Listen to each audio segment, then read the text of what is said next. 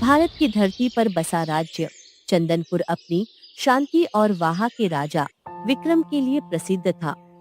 प्रजा उन्हें पिता समान मानती थी। उनकी एक ही संतान थी राजकुमारी। उनका सौंदर्य, करुणा और भक्ति पूरे राज्य में चर्चा का विषय था। मेरी प्रजा मेरा परिवार है, परंतु मेरी पुत्री मेरे दिल की धड़कन है। उसकी मासूम मुस्कान मेरे जीवन की सबसे बड़ी पूंजी है। राजा होना कर्तव्य है, पर पिता होना भावनाओं का बंधन।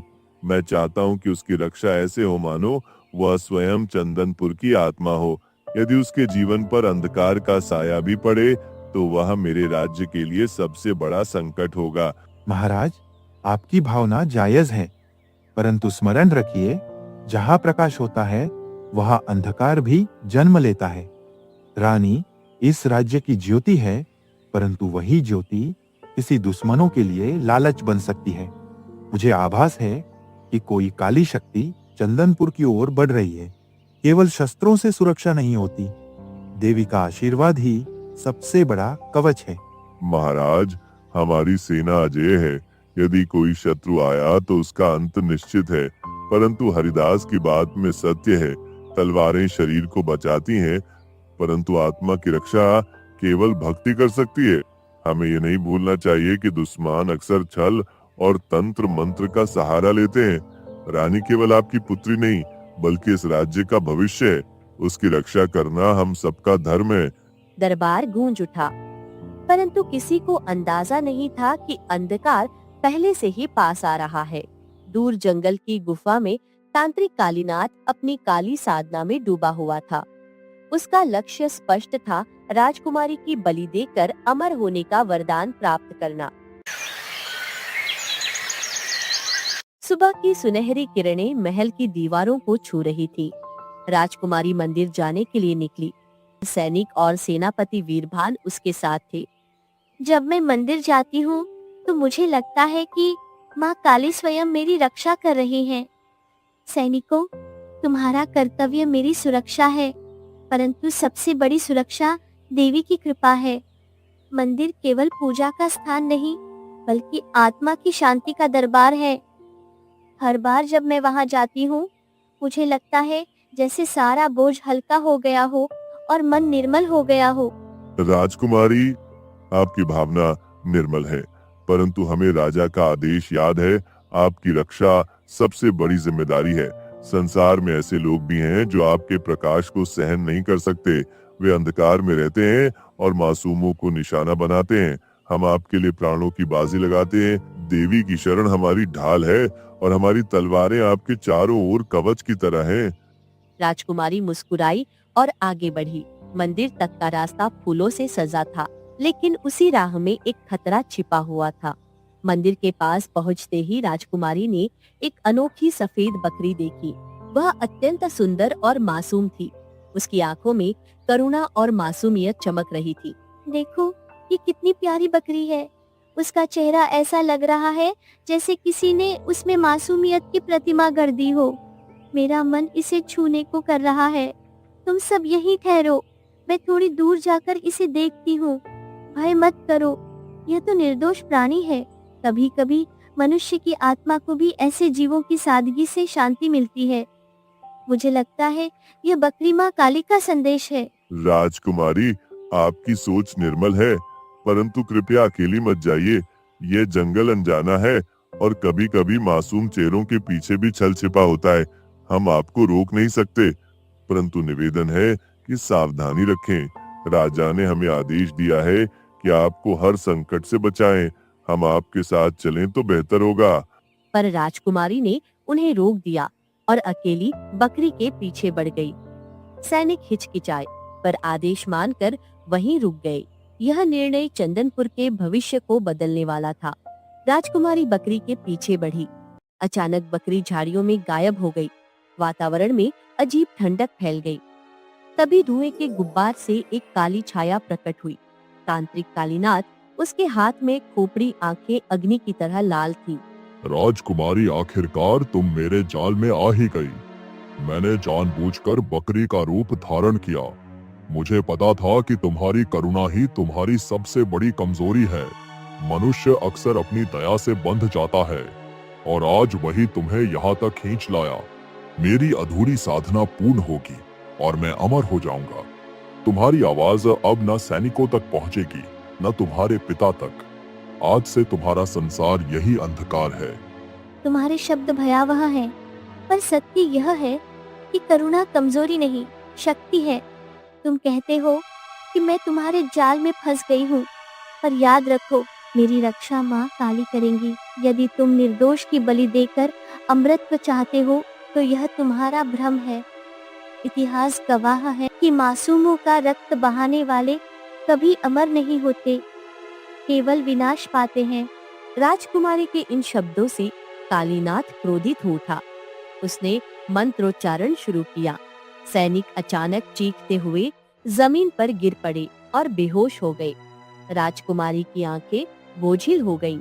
तांत्रिक ने उसे बंधन में बांध लिया और गुफा की ओर ले गया। सैनिक कुछ समय बाद होश में आए। भय से कांपते हुए वे महल की ओर भागे। राजा विक्रम दरबार में बैठे थे। महाराज, हमसे अपराध हो गया। राजकुमारी मंदिर के मार्ग में अचानक लापता हो गईं। हमें केवल इतना याद है कि एक अजीब धुआं फैला और हम सब बेहोश हो गए। जब होश आया तो राजकुमारी वहां नहीं थी। मुझे संदेह है कि कोई काली शक्ति उन्हें ले गई है, परंतु अभी हमें अनुमति दीजिए कि हम उन्हें खोजने निकलें। ये केवल एक अपहरण नहीं, बल्कि पूरे राज्य के लिए संकट है। वीरभान, तुम्हारा अपराध बड़ा है, परंतु इस समय दंड देने का समय नहीं। मेरी बेटी मेरे प्राणों की डोरी है। यदि उसको कुछ हुआ तो यह राज्य अंधकार में डूब जाएगा। मैं सेना को आदेश देता हूँ, हर कोना छान मारा जाए, चाहे वह दुष्ट हो या कोई और। मैं उसे जीवित नहीं छोड़ूंगा। मैं स्वयं उसकी खोज में निकलूंगा, क्योंकि पिता का दिल तब तक चैन नहीं पाएगा जब तक पुत्री सुरक्षित न लौट आए। महल में हाहाकार मच गया, परंतु पंडित हरिदास ने राजा को शांत करने के लिए आगे कदम बढ़ाया।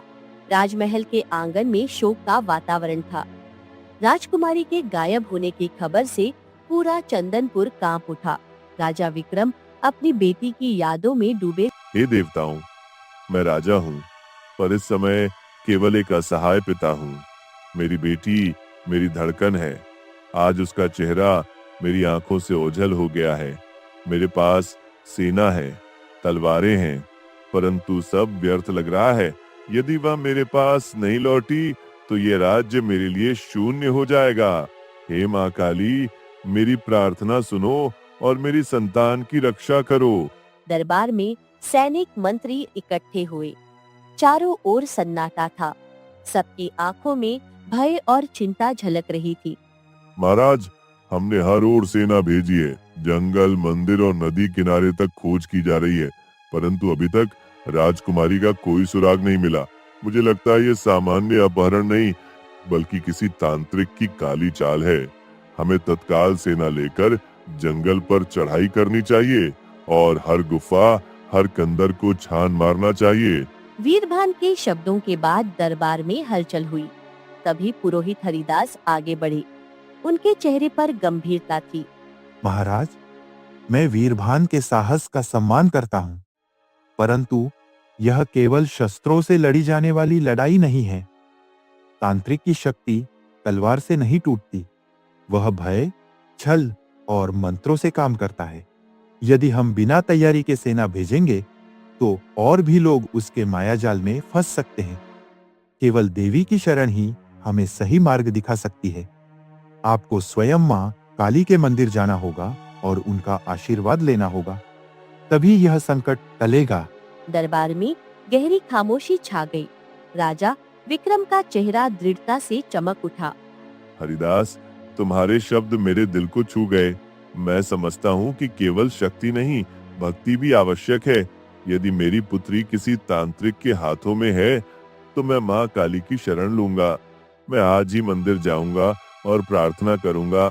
यदि देवी चाहेंगी तो मुझे मार्गदर्शन मिलेगा और फिर मैं उस दुष्ट का अंत करूंगा। मैं पिता हूँ और पिता का दिल कभी हार नहीं मानता।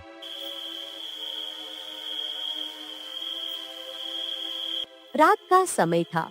चांदनी में चंदनपुर का मार्ग चमक रहा था।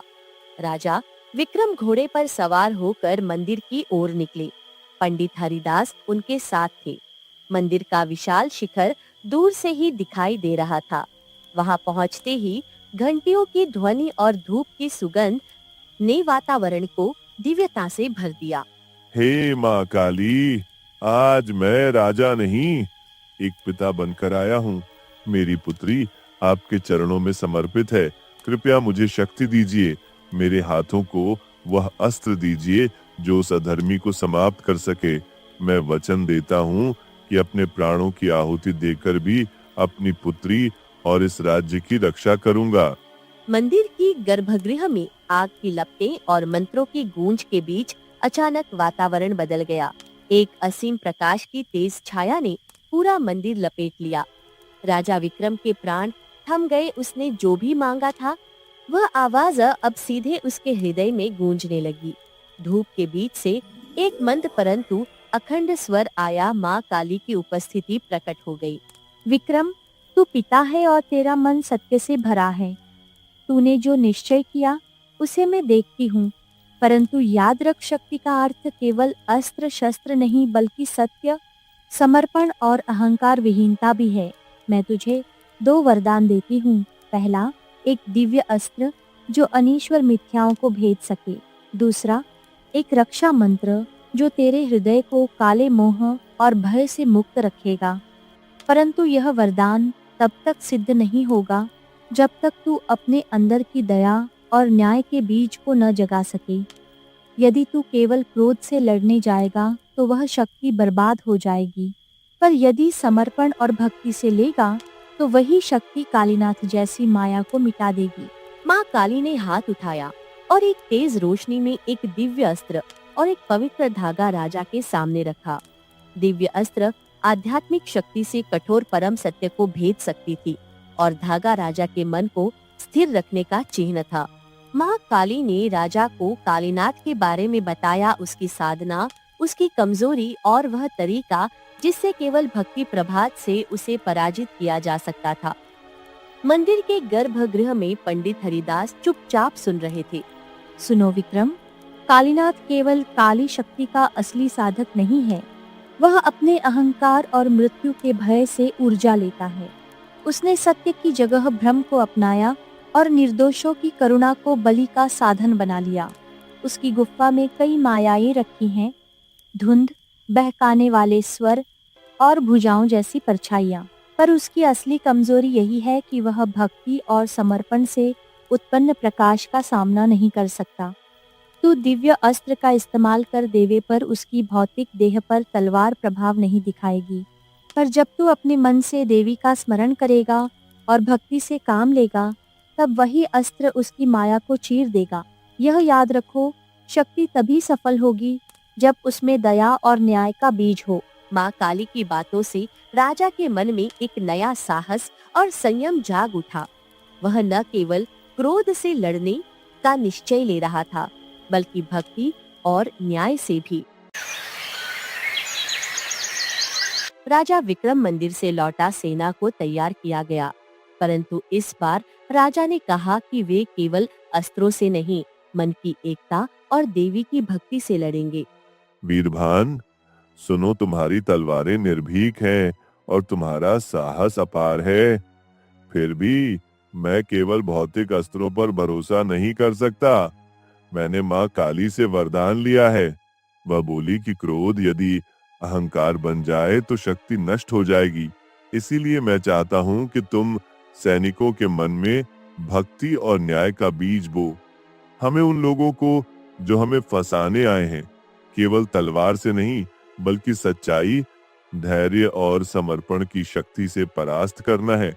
इस लड़ाई में तुम मेरी आंखें और मेरी ढाल बनोगे, परंतु याद रखो कि हमारा उद्देश्य केवल विनाश नहीं बल्कि उस अज्ञान की जड़ को समाप्त करना है जिसने कालीनाथ को जन्म दिया।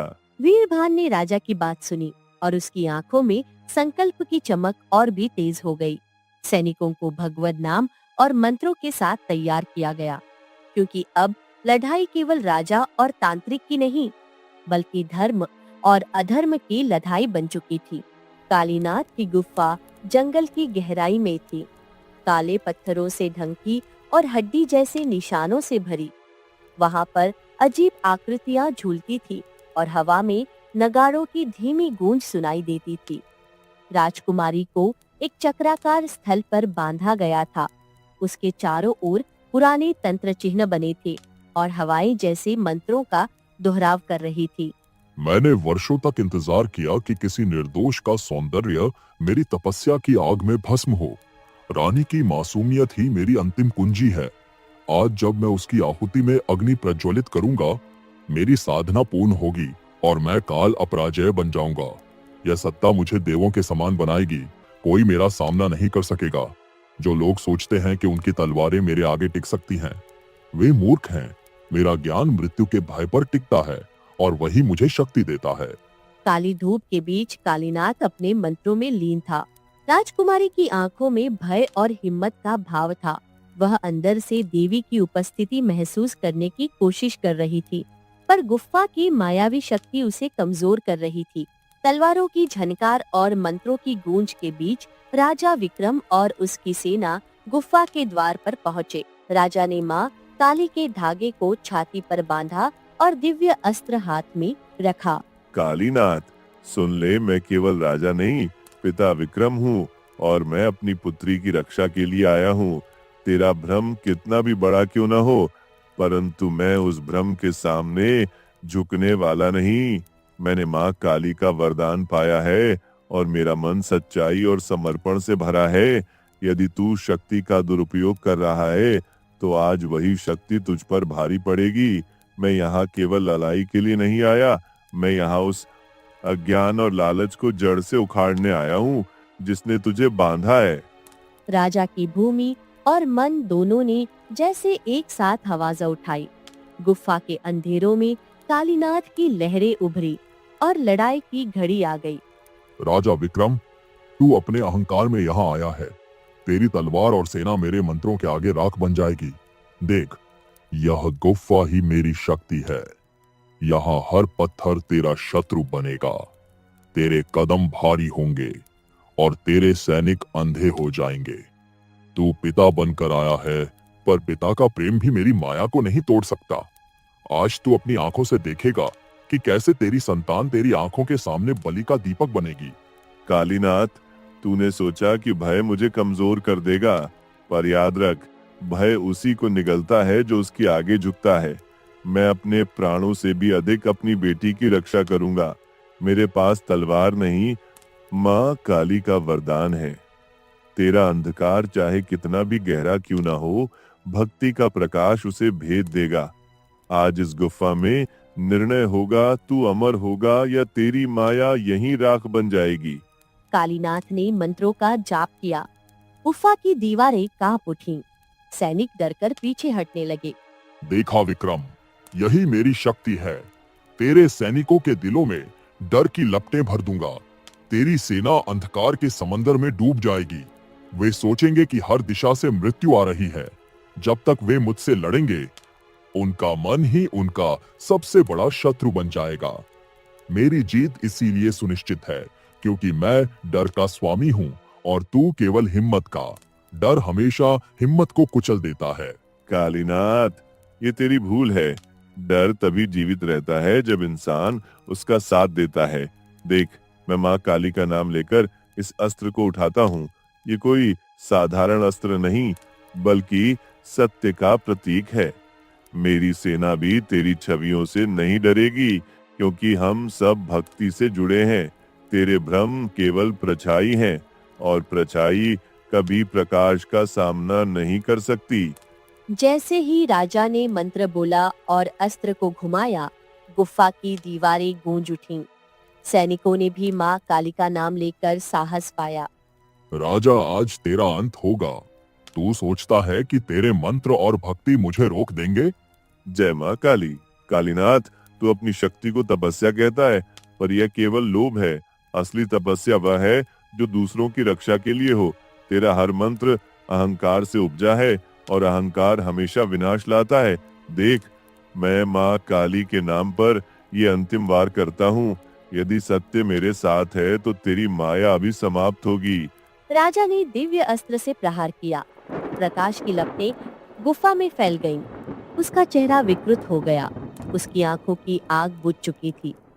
कालीनाथ राख बनकर मिट गया। गुफा प्रकाश से भर गई। राजा विक्रम, राजकुमारी और सेना विजयी होकर चंदनपुर लौटे।